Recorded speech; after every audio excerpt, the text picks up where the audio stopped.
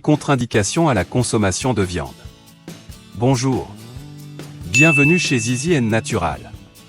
Dans la vidéo d'aujourd'hui, nous allons voir dans quelle situation il est préférable de modérer sa consommation de viande, ou de l'éliminer directement de son alimentation, car vous ne serez tout simplement pas en mesure d'assimiler les protéines, ce qui pourrait être dangereux pour votre santé. Vous voulez savoir si vous êtes dans cette situation? Vous avez des doutes sur ses avantages et ses contre-indications? Restez avec nous, et n'oubliez pas de liker et de vous abonner à notre chaîne. Nous partageons des informations qui pourraient améliorer votre qualité de vie. De nombreuses personnes se demandent si elles doivent ou non manger de la viande. Quand est-il mauvais de manger des protéines? Quand faut-il s'abstenir de manger de la viande, pour éviter que le corps ne soit malade et endommagé? Avec la montée du véganisme et du végétarisme, la viande a été diabolisée comme étant le pire aliment que l'on puisse manger. Cependant, le corps humain a besoin de viande et de protéines pour survivre. Sans viande, notre corps ne serait pas en mesure de produire l'albumine, dont nous avons besoin dans la circulation. Il ne serait pas en mesure d'extraire le fer nécessaire à la fabrication du sang. La viande peut parfois être mauvaise pour la santé, de la même manière que la consommation de certains légumes peut parfois présenter des contre-indications. Si vous savez quand ne pas manger de viande, vous pouvez éviter d'endommager votre organisme. 6 états ou maladies pour lesquels la consommation de viande est contre-indiquée. Numéro 1. L'accumulation d'acide urique ou la goutte. Qu'est-ce que la goutte?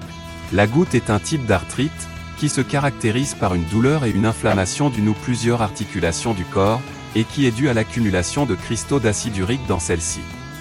Cette pathologie est subie par les personnes ayant une charge génétique, qui les prédispose à celle-ci lorsque le taux d'acide urique dans le sang est élevé. Cela signifie que tout le monde ne peut pas souffrir de ces symptômes. Pourquoi la goutte survient-elle? L'acide urique est le produit du métabolisme des purines, des molécules qui font partie des protéines. Il y a toujours de l'acide urique dans notre sang, mais lorsqu'il atteint des niveaux élevés, cela peut être dû à une production excessive ou à une élimination insuffisante. Les purines sont principalement présentes dans la viande rouge, les poissons gras et les dérivés de ces aliments. Pour cette raison, il est conseillé de limiter la consommation de viande. La viande blanche, les œufs et le poisson blanc sont privilégiés par rapport aux poissons gras, à la viande rouge, au gibier et aux abats. Numéro 2, l'insomnie et le manque de sommeil. La viande rouge, riche en protéines, réduit la production de sérotonine et empêche donc les personnes sensibles de s'endormir. Ne les mangez qu'à l'heure du déjeuner. Les plats gras sont difficiles à digérer et peuvent provoquer des brûlures d'estomac, ce qui n'est pas propice au repos. L'activité de l'organisme peut s'enflammer si l'on consomme davantage de viande rouge. Par exemple, la nuit, vous ne pourrez pas vous reposer, en partie parce qu'elle est lourde pour la digestion, mais surtout parce qu'elle aide l'organisme à produire davantage de cortisol. Il contient de l'acide glutamique et de l'acide aspartique, qui contribuent tous deux à favoriser la production et l'accélération du système nerveux sympathique. Il est important de toujours consommer des protéines le matin, ou à l'heure du déjeuner. Le soir, un repas plus léger, pour mieux se reposer. Numéro 3, la polyarthrite rhumatoïde. La polyarthrite rhumatoïde est une maladie inflammatoire systémique d'origine inconnue. Cette maladie touche des millions de personnes dans le monde et son activité entraîne une érosion et une déformation progressive des articulations. On pense que la polyarthrite rhumatoïde est causée par une combinaison de facteurs génétiques et environnementaux. On pense que le tabagisme, l'obésité et une consommation élevée de protéines provenant de la viande peuvent contribuer à la maladie chez les personnes génétiquement sensibles. En revanche, la consommation de poissons et d'aliments aux propriétés anti-inflammatoires, riches en acides gras oméga 3, peut réduire ce risque. Si vous avez des douleurs articulaires, des douleurs dans les mains, les articulations, les doigts, surtout de manière uniforme sur le corps, les 2 mains, les pieds, les 2 genoux. Il est très important que vous réduisiez votre consommation de viande, en particulier de viande rouge. Il a été observé que les patients souffrant de polyarthrite rhumatoïde subissent des dommages plus importants lorsqu'ils consomment davantage de viande. Numéro 4, problèmes rénaux. Si vous avez un quelconque problème rénal, si vous voyez parfois de la mousse dans vos urines ou si votre diagnostic indique des problèmes rénaux, ne mangez pas autant de viande. Les protéines issues de la consommation de viande rouge, de poulet et de poisson sont l'un des éléments les plus difficiles à filtrer pour les reins. Il a du mal à filtrer les protéines, car c'est ce qui est souvent le plus chargé dans le sang.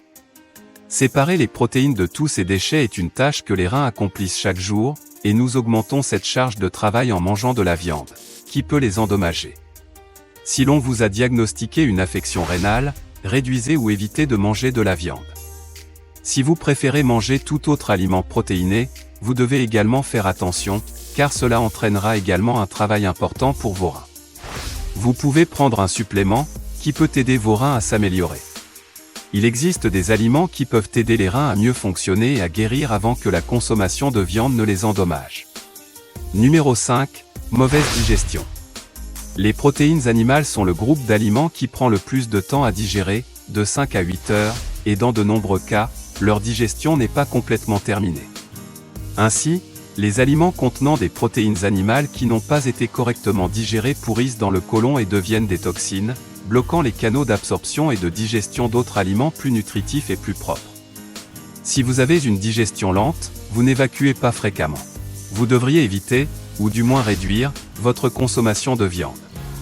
Plus vous mangez de viande, plus votre digestion sera lente. Si vous souffrez de constipation ou d'engorgement, en diminuant la viande et en augmentant les légumes, votre digestion s'accélérera. Vous pourrez aller aux toilettes plus facilement, vous aurez plus de fibres à digérer. Numéro 6, le cancer. Les viandes transformées, notamment les saucisses, le bacon, les saucissons et le salami, sont modifiées pour prolonger leur date de péremption ou leur saveur. Les principales méthodes utilisées dans ce processus sont le fumage, la salaison ou l'ajout de sel et de conservateurs. On pense que les produits chimiques impliqués dans ces processus peuvent augmenter le risque de cancer. Les températures élevées atteintes pendant la cuisson, comme dans un rôti, peuvent également créer des substances chimiques cancérigènes. Dans le cas des viandes rouges telles que le bœuf, l'agneau et le porc, on estime qu'une des protéines, celle qui leur donne leur couleur rouge, peut endommager l'intestin lorsqu'elle est transformée. Si vous souffrez d'un cancer, il sera nécessaire de suivre un régime riche en antioxydants, en fruits, en légumes, en vitamines qui se trouvent en plus grande quantité dans tout ce qui est vert, dans tout ce qui est fruité et naturel. Lorsque nous nous gavons de protéines animales, nous ne laissons aucune place à d'autres aliments plus propres, comme les légumes à feuilles vertes. Une alimentation à base de plantes, pauvre en produits animaux, aura un effet réparateur sur nos cellules. Tout ce qui touche à la santé est une question d'équilibre. L'équilibre dans tous les mouvements, aspects ou éléments de notre existence et de notre fonctionnement. C'est ce qui va nous permettre d'avoir un véritable état de santé. Si vous consommez trop ou trop peu d'un aliment, cela produira un déséquilibre qui entraînera une maladie. Bien que la consommation de viande soit contre-indiquée dans certains cas, cela ne signifie pas que vous devez l'éliminer complètement de votre alimentation. En revanche, il est beaucoup plus intéressant, en termes de santé, d'en avoir une consommation consciente. Et vous, combien de fois par semaine mangez-vous de la viande? Commentez ci-dessous. Si vous avez aimé la vidéo, n'oubliez pas de liker et de vous abonner. Aidez-nous à faire en sorte que ces précieuses informations parviennent à un plus grand nombre de personnes chaque jour. À plus tard.